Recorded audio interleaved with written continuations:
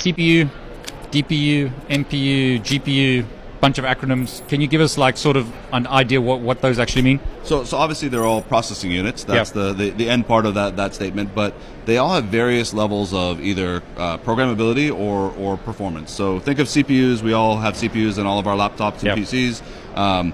Reasonable performance, extremely programmable, but not really that great for forwarding and stuff like that. We used to use them for forwarding engines 20 years ago, but we need big chips to do that now. As you kind of step up the stack, I think a lot of people know what GPUs are. Gaming, crypto, or whatever you're using them for today. And then obviously for all the AI work that we're doing for training big LLMs. NPUs are what we use for forwarding on routers and switches.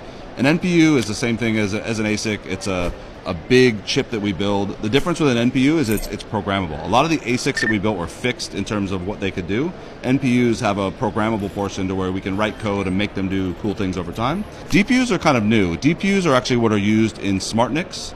And so it's kind of halfway between a CPU and an NPU.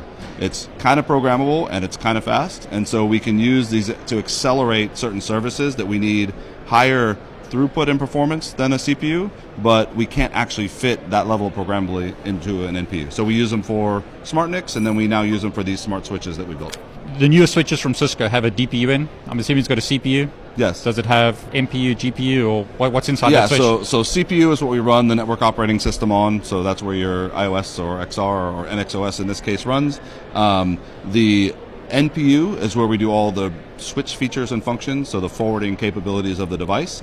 And then the DPUs are this new aspect of a smart switch. The DPU is where we do service acceleration. So we run security technologies. We run something called Hypershield, where we can actually inspect and do things that we can't actually do in the NPU itself. But I can't do crypto with a GPU on a Cisco switch. So the interesting thing about a DPU is we can actually start to add things like IPsec into ASICs that were never meant to do IPsec. So it will use it to accelerate and build new services on top of the switches.